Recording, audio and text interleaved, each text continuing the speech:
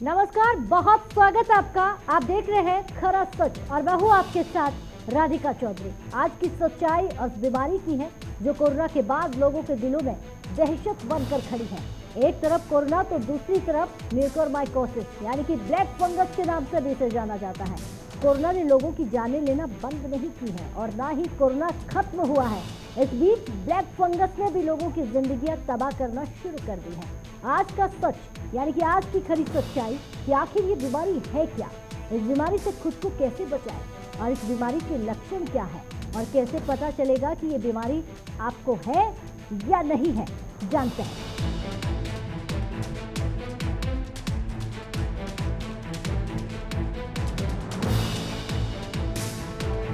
सबसे पहले आपको बताते हैं कि आखिर ब्लैक फंगस है क्या, क्योंकि ये बीमारी आज तक या यूं कहें आप तक पहुंची है या नहीं, आपको कैसे पता चलेगा। जब पता चलता है तो तब तक बहुत देर हो जाती है।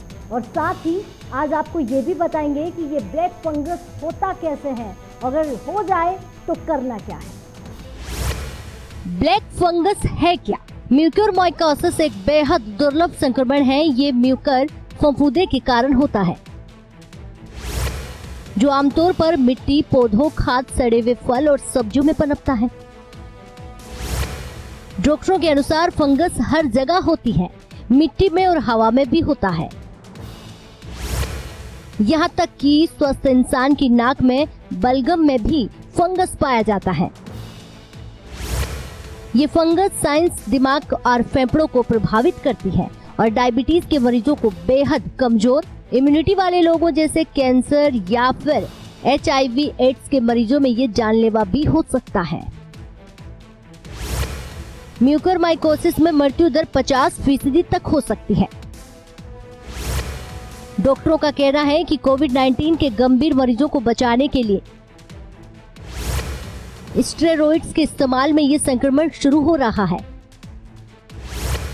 दरअसल स्टेरॉइड्स के इस्तेमाल में कोविड-19 में फेफड़ों में सूजन को कम किया जाता है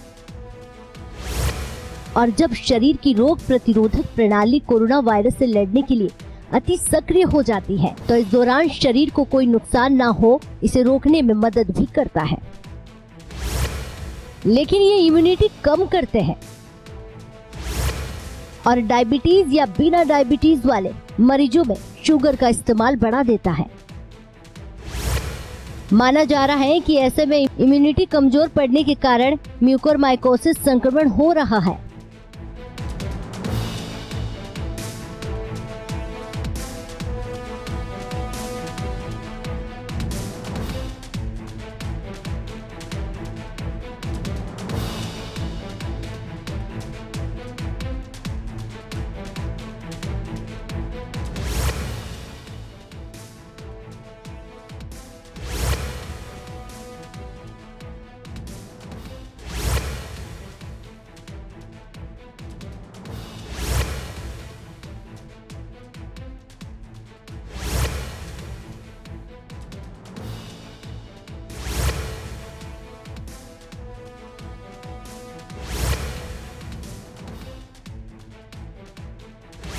ब्लैक फंगस से बचाने के लिए क्या करें और क्या ना करें। जिन मरीजों को शुरुआत में ही स्टेरॉइड्स दिए गए हैं, स्टेरॉइड्स की बहुत ज्यादा डोज दिए जाने पर मरीजों को खतरा बढ़ जाता है।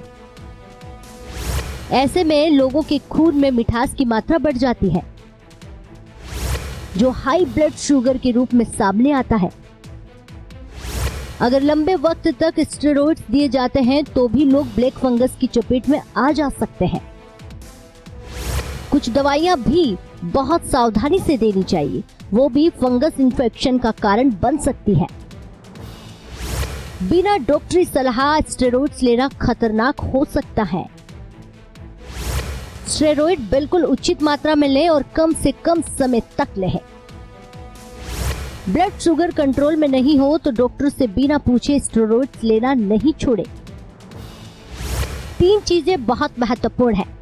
पहला, शुगर कंट्रोल बहुत ज्यादा अच्छा होना चाहिए। दूसरा, हमें स्टेरॉइड कब देना है ये सावधानी। तीसरा, स्टेरॉइड की कितनी डोज देनी है ये भी आपको मालूम होना चाहिए। शुगर कंट्रोल, खून में चीनी की मात्रा बढ़ने नहीं देनी है। जो लोग डायबिटीज हैं, उन्हें अपने ब्लड शुगर को नियंत्रित रखने का अतिरिक्त प्रयास करना चाहिए। जो डायबिटीज नहीं है लेकिन नियमित तौर पर स्टेरॉइड्स ले रहे हैं, उन्हें अपना ब्लड शुगर हमेशा चेक करते रहना चाहिए। स्टेरॉइड गाइडलाइंस का सख्त पालन करें। स्टेरॉइड के बेजा इस्तेमाल से परहेज रखें और स्टेरॉइड देने से भी बचें। अगर जरूरत पड़े तो कम डोज दे, ना कि बहुत ज्यादा। इस तरह की दूसरी दवाइयां भी तभी दी जाए तब बहुत ज्यादा जरूरी है।